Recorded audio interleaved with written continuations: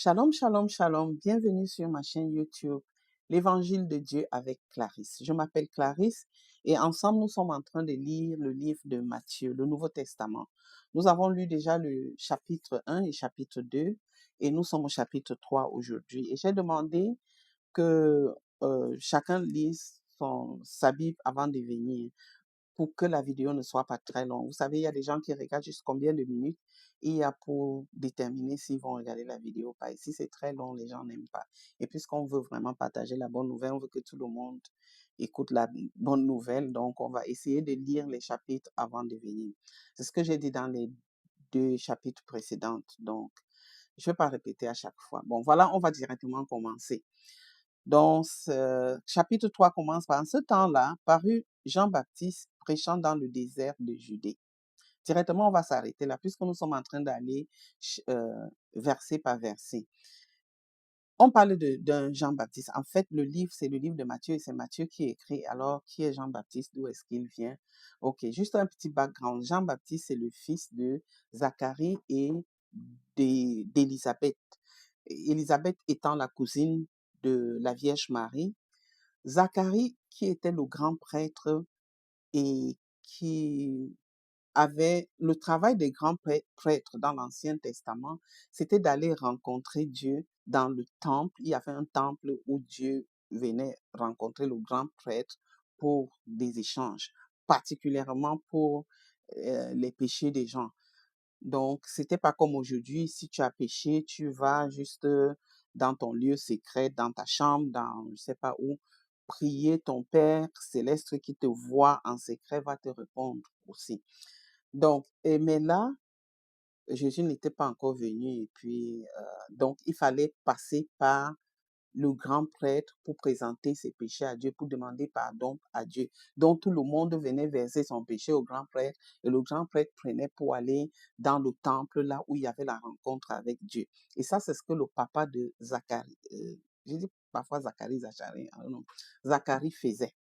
Alors, et Zacharie, c'est un monsieur qui était déjà âgé, sa femme aussi, et ils avaient tellement prié pendant des années pour avoir avoir d'enfant ou un enfant et qu'il n'avait pas eu. Et alors un jour, lorsqu'il est parti faire son duty, sa mission, comme d'habitude, faire son travail, il est entré dans le temple et là-bas, il y a eu rencontre avec l'ange Gabriel.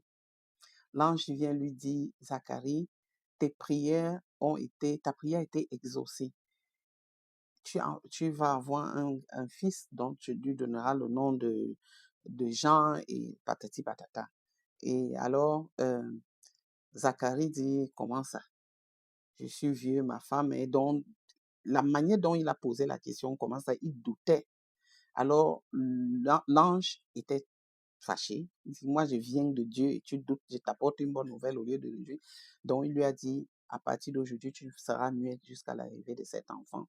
C'est comme ça que quand il ressort du temple, il sort, les gens parlent, il parle avec les signes. On a compris que quelque chose s'est passé là-bas. C'est un peu ça pour le background de qui sont les parents de Jean-Baptiste. Et comme des bons chrétiens de Barré, j'aimerais que tu aies regardé l'histoire que je viens de te raconter. C'est dans Luc 1, versets 7 à 22. Donc, je préfère toujours mettre, j'ai paraphrase, j'ai parlé de mes propres mots, mais va lire un peu, c'est ça. C'est ça le background de d'où vient Jean-Baptiste.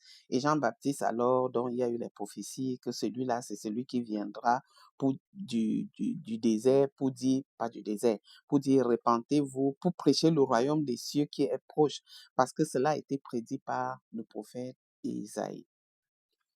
Donc, c'est un peu ça. Donc, et juste déjà là, la leçon que je voulais qu'on tire là-dedans, c'est déjà que Jean-Baptiste vient, et le papa Zacharie et sa femme prient pendant des années pour avoir un enfant. Finalement, quand la réponse vient, il doute encore.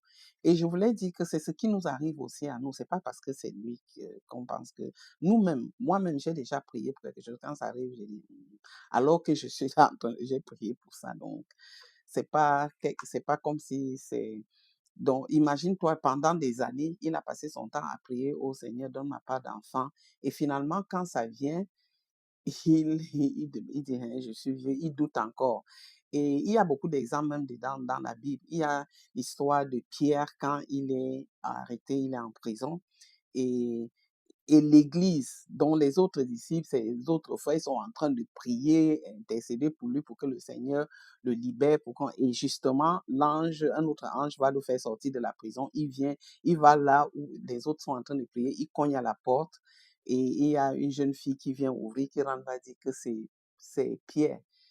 Et les autres disent que non, c'est peut-être un ghost, un fantôme que tu as vu, tu vois. Donc, c'était pas juste, parfois, je pense que ou bien c'est parce que parfois, quand on a prié pendant longtemps, que tellement on a attendu que quand finalement ça arrive, on ne croit même plus. Et donc, je voulais te dire que même si tu pries et que ce que tu demandes à Dieu ne se manifeste pas encore, juste bon, parce que le temps de Dieu aussi, c'est ça qui est important. C'est le temps de Dieu est le meilleur moment et le meilleur temps. Donc, ne cherche pas à vouloir que les choses aillent selon ton temps à toi. On ne donne pas un déclin à Dieu. Prie seulement, mais à Dieu. Le jour que ça vient, rends grâce à Dieu au lieu de douter. Donc, c'était un peu ce que moi j'ai, la petite histoire à retenir ici. Donc, donc ça, on sait maintenant qui est Jean-Baptiste et pourquoi il est venu. Donc, Jean-Baptiste vient au verset 2, ça dit, il disait, répentez-vous, car le royaume des cieux est proche. C'est lui dont le prophète Isaïe avait dit, c'est la voix de celui qui crie dans le désert, préparez le chemin du Seigneur, rendez gloire ses sentiers. Ok, Jean prêche, donc, et tu vois, donc Jean arrive et il prêche la repentance. Attendez, j'ai mes notes, hein, si je regarde à côté, je suis désolée, j'ai la Bible ici devant moi, j'ai aussi mes notes à côté. Déjà aussi, il prêche dans le désert, quelque chose qui m'a aussi marqué. Il prêche dans le désert, il aurait pu aller dans la ville, dans le centre-ville prêcher, mais il est resté dans le désert pour prêcher. C'est pas quelqu'un qui s'intéressait à se faire voir, à juste agrandir le ministère, un peu comme nous voyons aujourd'hui dans beaucoup d'églises, tout ce qui est le pasteur, même d'abord la manière dont il est appliqué, même parfois, bon, les gens, c'est un peu comme un stage. Donc lui, il était dans le désert. Dans la ville de Nazareth était à côté. Il aurait pu aller dans le downtown. Donc, ce qui l'intéressait, c'était vraiment la repentance. Il voulait que les gens changent de leur cœur, que les gens qui veulent viennent vraiment et puis qu'ils se transforment. Donc, j'ai remarqué que c'est une manière d'agir de Dieu. Au lieu de suivre son protocole habituel, il fait ce qui est logique pour lui. Moi, je suis en train de lire un peu mes notes. Il fait ce qui est logique pour lui, n'est-ce pas? Parce que quand tu regardes là où comment Jésus est né où? Il n'est pas né dans un palace, alors que c'est quand même, c'est Jésus. Donc, Dieu a sa manière de fonctionner que il regarde où il est né et dans quelle ville il habitait. Il est allé habiter à Nazareth. Nazareth, c'était la ville où, tu sais, dans chaque ville, dans chaque pays, il y a une ville là ou un quartier où on appelle, qui est comme le ghetto. Dans tous les pays du monde, même aux États-Unis, à New York, j'ai vu. Il y a des endroits où j'ai regardé comme ça, j'ai dit comment ça c'est les États-Unis, ça. Donc, et c'est là où Jésus allait habiter à Nazareth. Même Philippe, donc dans eux-mêmes à l'époque, a dit que est-ce que quelque chose de bien peut sortir à Nazareth, de Nazareth. Donc Nazareth était comme le las, tu vois un peu le ghetto de ce temps-là. Donc, mais c'est là où le Fils de Dieu est allé grandir, je t'ai dit, né à Bethléem, aller vivre là-bas, tu vois. Donc, Dieu a sa manière de faire ces choses. C'est pourquoi 1 Corinthiens 27 dit, Dieu choisit les choses folles du monde pour confondre les sages. Et tu vas voir, Dieu choisit il dit aussi, Dieu choisit les, les faibles pour confondre les puissants. Dieu a sa manière de fonctionner vraiment, même avec cette histoire déjà, tu vois. Et puis maintenant, donc là, c'est ce que j'avais aussi remarqué. Et puis maintenant, là, il prêche quoi? La repentance. Quand Jean vient, il prêche la repentance. Et ici, j'ai noté encore que la repentance ne veut pas dire juste ah, je suis désolé. Non, non, les gens pensent souvent que la repentance, que oh Seigneur, pardonne-moi mes péchés, je suis désolé ce que j'ai fait. Non, la repentance est vraiment un changement radical de ton cœur, de ton mind, donc de ta manière de fonctionner. C'est-à-dire la repentance, c'est vraiment se détourner du péché et se retourner vers Dieu. Donc, on dit que non, je ne veux plus vivre ma vie de pécheresse que je vivais là. C'est bon. Je veux maintenant me concentrer, vivre pour faire plaisir à Dieu. Donc, c'est un truc, c'est un changement d'avis qui s'accompagne d'une action. Ça doit venir vraiment de ton cœur. C'est pas quelque chose que quelqu'un doit te forcer ou bien te dire, va, non, non, non. C'est-à-dire, comme j'ai dit, se repentir, c'est se retourner du péché et se tourner vers Dieu complètement, tu vois. Donc, c'est vraiment un changement d'avis qui s'accompagne avec une action. Et la Bible aussi nous dit dans je crois, 2 Corinthiens 7, 10, qu'en effet, la tristesse selon Dieu produit un changement de comportement qui conduit au salut. Alors que sans qu'on ait à le regretter, mais alors que la tristesse du monde conduit ou bien produit la mort, tu vois. Donc vraiment, le true repentance va t'amener plutôt le salut. Va te faire, tu vas dire, ok, c'est bon là, je veux plus vivre cette vie-là et je veux vraiment, tu vas accepter le Seigneur. C'est ça la repentance. Et c'est ça qu'il prêchait. Et il disait, préparez le chemin du Seigneur. Verset 3. Préparez le chemin du Seigneur, là. J'ai pris l'exemple chez nous en Afrique, particulièrement là où moi je viens au Cameroun, quand j'étais petite et que notre président, par exemple, devait passer. Ah, on balayait la route, on nous prenait les élèves, on pas nous aligner au long du chemin comme ça. On acclame même pendant que sa voiture file là, que tu ne vois même pas. Si ça pouvait même nous écraser, c'est un accident là-bas, c'est qu'un tas d'enfants devaient mourir. Regarde comment on préparait la route seulement pour que le président vienne passer. Parfois, on reste sur le soleil là pendant des heures en attendant que, parce qu'on vous classe, on passe et puis on doit applaudir. Hein? Ici, là, Jean-Baptiste est en train de dire, vous savez, quand moi je lis la Bible, je prends des images comme ça, je me rappelle des histoires comme ça, comme quand j'étais petite, ouais, ça me fait mieux comprendre ce que la Bible nous dit ici, préparer. Jean-Baptiste, le chemin, prépare ton cœur pour recevoir Jésus. C'est ça qu'il veut dire. Donc, préparer le chemin du Seigneur ici. Comme j'ai dit, maintenant je vais regarder mais nous, tout à l'heure j'expliquais, c'est pourquoi il dit repentez-vous. Donc, il dit donc, Jean-Baptiste veut euh, que tu enlèves les barrières qui sont dans ton cœur pour pouvoir recevoir Jésus, que ton cœur soit prêt. Par exemple, moi, quand je vais à l'église le dimanche, avant d'aller, je prépare généralement mon cœur, je prie, je demande à Dieu que comme je vais là, je veux te rencontrer, je ne vais pas juste à l'église comme ça. Je prie toujours, je dis Seigneur, comme je parle, je veux avoir une parole de toi, je veux que tu me parles, je illumine ta parole, je prie. Et quand je fais ça, je vais à l'église, je vous jure, je sors toujours avec quelque chose. Peut-être j'avais des questions dans la tête, quelque chose qui me dérangeait.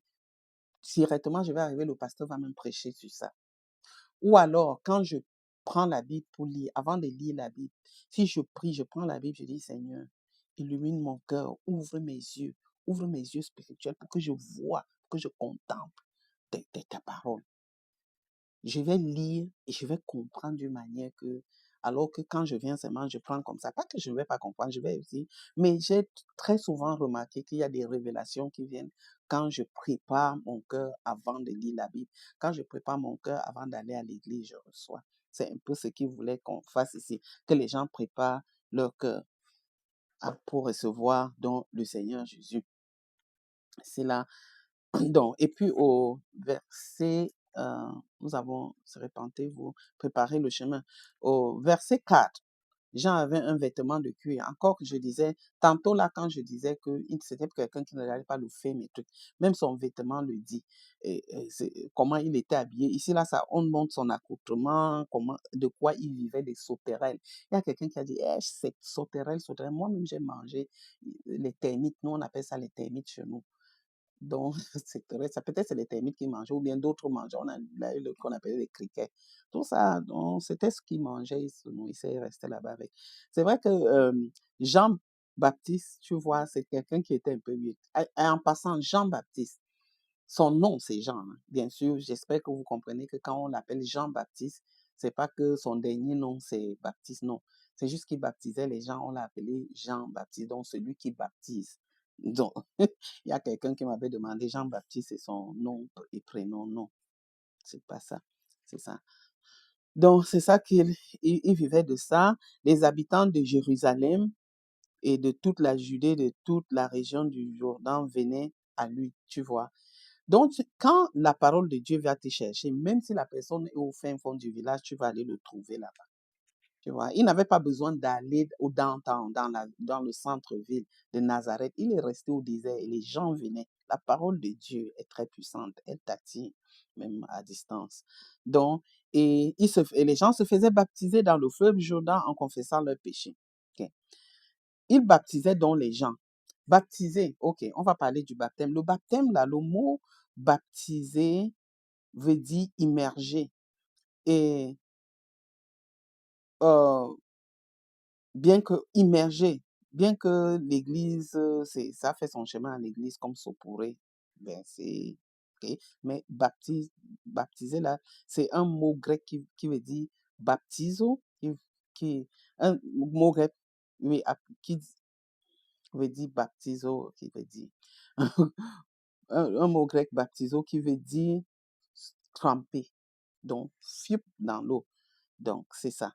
Donc, le baptême par immersion était quelque chose déjà que les Juifs connaissaient déjà. Ce n'était pas quelque chose de nouveau pour eux.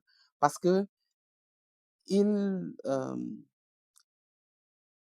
comme ils se sentaient, les Juifs pensaient qu'ils étaient particuliers, ils étaient, en tout cas, ils se sentaient la haute classe. Le reste des gens qui n'étaient pas Juifs, là, ils nous appelaient même les chiens. So, donc, et alors, je pense que les gens aussi les enviaient et les gens qui voulaient embrasser leur culture, leur judaïsme là, devraient même se baptiser. Mais leur part de baptême là, c'était pour enlever, pour eux, comme les autres là étaient sales, étaient gna gna gna, pour enlever la saleté sur eux. C'était l'une des conditions, donc se baptiser, se circoncire, tout ça. Donc, c'était pas quelque chose de nouveau pour les Juifs. Donc, ça fait que quand Jean-Baptiste vient maintenant dire aux Juifs, à tout le monde, même vous les Juifs, de venir vous baptiser, c'est ça, c'était un problème pour eux. Parce qu'ils se disent que, mais comment tu nous mets au même pied d'égalité maintenant chiens, avec les chiens, hein, c'est quoi ça? Donc, il y a une révolte déjà à ce niveau que les, les, les Juifs, là, ils ne comprenaient pas. Pourquoi? Parce que pour eux, là, ils étaient des gens particuliers, quoi. Donc, pour être baptisés avec les autres, c'est un peu comme pour les mettre au même pied d'égalité. Verset 7, Jean, oui, verset 7. Comme ils voyaient les Sadducéens, ok, les gens venaient, les pharisiens et les Sadducéens, c'est même des gens qui ne s'entendaient pas, mais pour détester Jésus, là, ils se sont entendus. Alors, et ces gens-là croyaient que puisqu'ils eux, ils suivaient la loi de Moïse, alors comme eux, ils suivent la loi de Moïse, pour eux, ils sont sans faute. Donc, pourquoi celui-ci veut nous baptiser? Nous sommes sans faute. Donc, et c'est ce que justement Jean-Baptiste condamnait. Il ne voulait pas que les gens viennent selon les lois qu'ils suivent, mais plutôt qu'ils viennent selon leur cœur et non les lois qu'ils respectent. C'est ça. Et ça énervait Jean-Baptiste. Il les a donc donné, voyons donc comment vous allez vous comprendre. Il les a lancé un défi. Produisez donc du fruit digne de la repentance. Tu vois? Repentez-vous alors, faites donc le fruit de ça. Là, parce que ces gens-là croyaient que le seul chemin pour aller chez Dieu, c'est de respecter tout ce que leur tradition là, tout ce qu'ils avaient mis en place. Et je veux dire, même aujourd'hui, je connais des gens, il y a quelqu'un qui m'a demandé que, Clarisse, est-ce que si s'il y a quelqu'un qui fait tout ce que Dieu, qui ne pêche jamais, qui fait tout la volonté de Dieu, qui fait ceci, qui vit bien sans... J'ai d'abord demandé à la personne que tu as vu qui vit sur la terre ici sans péché. Pardon, explique-moi, il n'y a que le Seigneur Jésus que je sais, qui est venu sur la terre, qui est même mort sur la croix, qui n'avait pas de péché sur lui. Comment quelqu'un va même te dire qu'il vit sans péché, il vit bien, il fait ceci? Déjà, tu ne peux même pas respecter la loi, même la parole de Dieu dit ça, que nous tous, nous avons péché et puis falling short of the glory of God. Je ne sais plus comment on dit ça. Hein. Tous nous avons péché. Il n'y a pas. Donc, quand il m'a demandé que la personne m'avait posé la question que voilà, je connais quelqu'un qui ne paie jamais, ne fait pas ceci. Donc, si la personne meurt, est-ce qu'elle ira au ciel? J'ai dit, hell oui. Tant que la personne n'a pas accepté, il y a un seul chemin qui mène à Dieu. C'est pas Jésus-Christ. Parce que la Bible nous dit ici dans 1 Timothée 2,5, il y a un seul Dieu et aussi un seul médiateur entre Dieu et les hommes, Jésus-Christ l'homme. Donc, il n'y a pas d'autre chemin. Les gens essaient de négocier ça souvent comme si, c'est comme si on veut souvent négocier avec. C'est pas quelque chose à négocier, c'est d'accepter le Seigneur Jésus ou de dire non. Et nous savons, tu acceptes, tu vas au paradis. Tu refuses, tu vas à l'enfer, c'est clair. Ce n'est même pas quelque chose à... C'est tellement clair dans la Bible. La Bible est claire là-dessus. Donc, quand je vois les gens poser la question, j'avais regardé une fois Oprah qui avait posé cette question à T.D. Jakes, que est-ce qu'il y a plusieurs chemins pour aller à Dieu? Et j'étais vraiment choquée de voir il lui a dit oui, il y a d'autres chemins. Moi, je me suis demandé quel autre chemin. Ça, c'est conduire les gens. Ça, c'est les gens que la Bible a dit que leur pas de punition sera terrible. Tu ne peux pas entraîner les gens en enfer avec toi. Tu vois. La Bible est claire ici. Moi, je vois 1 Timothée 2,5. Il y a un seul Dieu et aussi un seul médiateur entre Dieu et les hommes. Christ, Jésus-Christ l'homme. So, that's it. So, et 9, et n'imaginez pas pouvoir dire, nous avons Abraham comme père. Oh, ça c'est ce que Jean-Baptiste était en train, quand il discutait avec les pharisiens et les sadducéens. Il a dit, ne venez pas me dire que vous avez Abraham comme père. Oh, parce que eux, ils se disaient que comme Abraham était juste et, et que Dieu l'a considéré, a pris cela comme la foi. Attends, bon, Dieu a considéré Abraham comme un homme juste. Ils se disent que parce que Dieu a considéré Abraham comme un homme juste, eux aussi, puisqu'ils sont les descendants d'Abraham, eux aussi, Dieu les considère comme justes. Donc, c'était leur carte spirituelle qu'ils sortaient partout là pour dire qu'ils ne vont pas aller en enfer. Ils agitaient cela. Mais comme si, c'est un peu comme si quand tu parles à quelqu'un, j'ai déjà parlé à quelqu'un ici qui m'a dit, je suis catholique, je suis né, j'ai grandi catholique. Je dis que même si tu es l'enfant du pape, même si tu es l'enfant du grand pasteur, hey, on va tous rendre compte à Dieu, une seule personne à la fois. Et le salut là, on n'hérite pas cela. Non, on n'hérite pas cela. On n'hérite pas le salut. C'est une décision qui doit venir de toi individuellement. On ne va pas demander ton père ou ta mère. Moi, aujourd'hui, là, je suis né de nouveau. Mon père est mort, je ne sais pas si il avait donné sa vie à don't know, mais j'ai grandi. Je savais qu'il disait que je suis protestant, mais je ne l'avais jamais vu à l'église protestante. Je prie souvent Dieu que puisque je n'étais plus là au pays avant qu'il ne meure, que peut-être que quelqu'un est passé sur son chemin et a gagné son âme à Dieu. Tu vois? Donc, on n'hérite pas le salut. Même à mes enfants, je leur dis toujours ça. Eux, je sais qu'ils ont donné leur vie, mais je leur dis, vous devez travailler, work out your salvation, comme la Bible dit. Tu dois travailler ton salut. Okay? Donc, on n'hérite pas cela.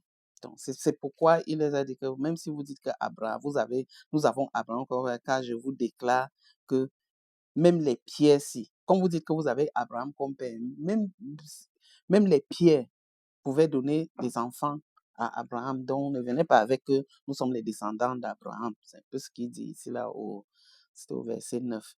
Et il dit déjà, la cognée est mise à la racine. Là, il parle du jugement, le jugement individuel. Ce que je disais encore tout à l'heure, le jugement individuel de tout le monde. Ceux-là qui ne produisent pas les fruits, les bons fruits, c'est quoi? Verset 8. C'est ça la réponse ici, là. Attends, du verset 10. C'est au verset 8. Déjà, la cognée est mise à la racine des arbres. Tout arbre dont qui ne produit pas de bons fruits est coupé et jeté au feu. Quel est l'arbre qui ne produit pas les bons fruits? Verset 8. Produisez donc les fruits dignes de la repentance. Tu vois? Verset 11. Moi, je vous baptise de l'eau en vue de la repentance. Mais celui qui vient après moi, je suis en train de lire ma Bible. Si je baisse la tête, non, hein. Celui qui vient après moi, parfois je lis de mon téléphone. Là, je ne sais pas pourquoi. Parce que le téléphone, c'est plus clair. J'étais au verset 11. Moi, je vous baptise d'eau pour vous amener à la repentance. J'ai même dit que je ne devais pas lire. Mais celui qui vient après moi est plus puissant que moi et je suis pas digne de porter ses souliers. Lui, il vous baptisera du Saint-Esprit et de feu. Ok. 11. Jean-Baptiste, déjà, il est très humble. C'est un homme, il exalte toujours, il élève le ministère de Jésus. Alors que lui-même, il est en train de faire que non, mais ce que j'ai remarqué, il dit celui qui vient après moi. C'est un homme, nous devons prendre l'exemple sur lui. Tu vois, Jean-Baptiste est très humble, il place l'attention toujours sur Jésus. Il dit, après moi viendra quelqu'un plus puissant que moi. Je ne suis même pas digne d'enlever ses anges. Donc, je vous baptise avec l'eau, mais lui, il vous baptisera avec le Saint-Esprit et le feu. Donc, il prend sa comparaison pour exalter le ministère de Jésus. Jean-Baptiste ne veut pas d'attention sur lui. Donc, on a parlé du baptême de l'eau, immersion, feu. Baptême du feu ici. Le feu, ici, là, le feu, c'est aussi un symbole, c'est le symbole du Saint-Esprit aussi. Et donc, si tu te rappelles de l'histoire de la chambre haute, le jour de la Pentecôte, quand les disciples sont mis à prier, les gens qui regardaient ont vu comment les flammes sont venues rester sur les têtes de tous ces disciples-là.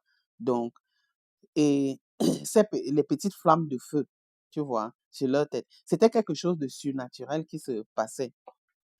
Je regarde un peu mes notes. Quelque chose de surnaturel qui se passait.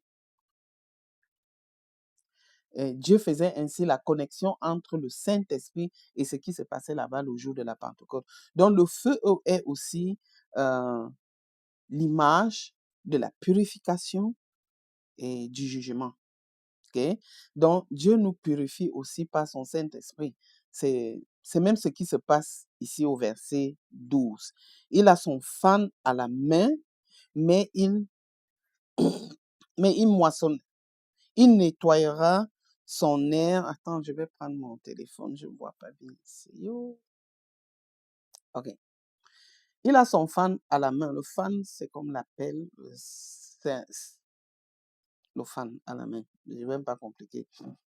Je connais, je ne sais pas comment je vais expliquer ça. C'est un peu comme, il a le fan à la main, comme sa pelle, ou bien comme le balai à la main. Voilà. Il nettoyera son air, il amassera son blé dans le grenier, mais il brûlera la paille dans un feu qui ne s'éteint point. J'ai entendu quelqu'un dire que ici là, on ne parle pas du jugement, mais moi, je n'ai pas compris pourquoi la personne disait ça. Moi, je sais que quand j'ai vu le mot dans un feu qui ne s'éteint point, pour moi, c'est le jugement. Ce n'est que là-bas que le feu ne va jamais s'éteindre. Right? Donc, ici, là, l'histoire, c'est laquelle du blé et du fan. Okay? Moi, voici comment j'explique ça, comment moi j'ai compris cela. Je prends toujours l'exemple pour mieux comprendre la Bible, comme je vous dis, je mets souvent des images, je vois des situations que j'ai vécues ou bien même dans mon enfance et je comprends mieux. Ici, là, l'histoire, c'est un peu comme, nous, on a une sauce qu'on prépare chez nous au Cameroun qu'on appelle sauce d'arachide. Et on prend donc les arachides, on les grille. Avant de préparer, avant de les écraser, on enlève la peau. On fait comme ça pour enlever la peau. On fait comme ça et puis la peau sort. C'est comme dans un plateau. On a macéré, appuyé et puis la peau s'est détachée de l'arachide.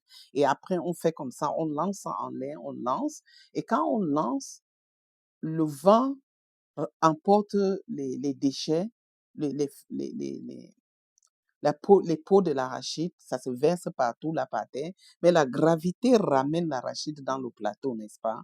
Donc après là, tu as les feuilles, les feuilles, les peaux de l'arachide, des arachides versées partout, que tu vas prendre le balai maintenant pour les ramasser, aller mettre à la poubelle. C'est exactement ça ici, là, mais avec d'autres thèmes. Les pailles, le blé. Right? Et puis, mais nous, on jette la peau d'arachide là dans la poubelle. Ici, là, on dit que Jésus va prendre les pailles là et mettre dans le feu qui ne s'éteindra jamais. Dis-moi si ça, ce n'est pas le jugement de Dieu. I don't know. Moi, quand j'ai dit non, je ne vais pas être confus, que le Saint-Esprit me guide là il parle du jugement. Donc, c'est ça. Donc, il séparera les graines des déchets, dont les pailles qu'il brûlera dans un feu qui ne s'éteindra pas. Jésus utilise donc cette image pour décrire la séparation.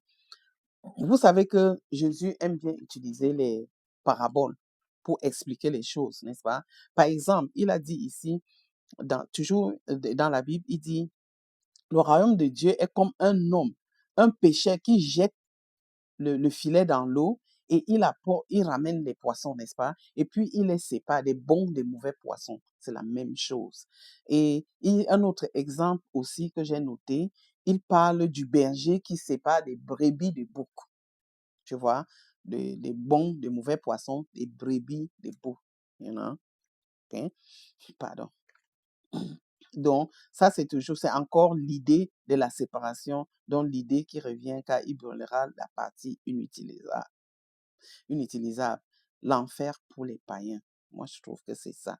Bon, voici aussi un chapitre. Tu peux aller lire pour mieux comprendre. Tu peux lire Malachie 3, 1 à 2. Et puis, une fois de plus, c'est l'image métaphorique intéressante des images de processus de séparation et purification. C'est ça. OK? Maintenant, verset 13. Alors Jésus vint de la Galilée au Jourdain vers Jean pour être baptisé par lui. Hey! Maintenant, Jésus lui-même s'élève, il va voir Jean. Oh, la lumière est en train de déranger Je suis désolée, c'est fort. Je n'ai pas encore trouvé vraiment un bon endroit dans ma maison pour faire mes vidéos. Mais ça viendra. Ici, au verset 13, on voit comment, bon, Jésus vient demander à Jean-Baptiste, baptise-moi. Attendez, le baptême de Jean-Baptiste, c'était quoi? La repentance des péchés, non? Moi-même, quand j'ai lu là-bas, j'ai dit, hey, Jésus, quel est le péché que toi, maintenant, tu as commis jusqu'à ce que tu te fais baptiser par Jean-Baptiste? Parce que lui baptise pour les... À ce que je sache, toi, tu n'as pas de péché. Je pense que c'est pourquoi même Jean-Baptiste lui-même à la base dit, non, non, non, non, maître, non, non, je peux pas. C'est toi qui devrais me baptiser et non le contraire. Mais Jésus a dit, non, non, non, non, non, c'est pour la justice. On doit le faire, Jean-Baptiste, t'inquiète pas. Il a dit, ça, c'est ce qu'on doit faire. Alors Jésus est venu s'identifier à nous, de telle sorte qu'à la fin, il représente l'homme pécheur sur la croix de Golgotha. C'est ce que j'ai noté. Le baptême, 15, Jésus lui répond, laisse-moi, oui, c'est ce que j'ai dit. Jésus lui dit, c'est nécessaire pour accomplir toute la justice, tu vois. Et c'est comme ça que Jean-Baptiste maintenant l'a baptisé. De même, Jésus était traité comme pécheur sur la croix alors qu'il ne l'était pas. Je veux que tu comprennes une chose. L'esprit de la croix n'a pas commencé là-bas. L'esprit de la croix ne s'est pas seulement manifesté à la croix, c'était tout au long de son ministère. Ça, c'est vrai. Okay? Voici ce qu'il fait aussi au verset 16. Aussi baptisé, j'en sortis. Avant ça, je voulais dire quelque chose. Non, non, ça vient. Voici ce qu'il fait au verset 16. Aussitôt baptisé, Jean sortit de l'eau et voici les cieux s'ouvrir. Il vit l'Esprit de Dieu descendre comme une colombe et venir sur lui. Et voici qu'une voix fit entendre des cieux ces paroles. Celui-ci est mon fils bien-aimé, en qui j'ai mis toute mon affection. Oh mon Dieu. Au baptême de Jésus, qu'est-ce qu'on vit là? On voit Dieu trois en un là. On voit Dieu qui parle du ciel. On voit le Saint-Esprit qui vient sous forme d'une colombe. Et le Seigneur Jésus lui-même est là. C'était powerful. Juste, il fallait que les trois soient là. Yeah. C'était une déclaration très forte. Et puis, je disais aussi que Jean-Baptiste était Le baptême de Jean le Baptiste, c'était pour ramener Israël à la repentance, qu'il est, qu'il soit prêt pour recevoir le Seigneur Jésus. Alors que le baptême des chrétiens, pour toi et moi, c'est différent.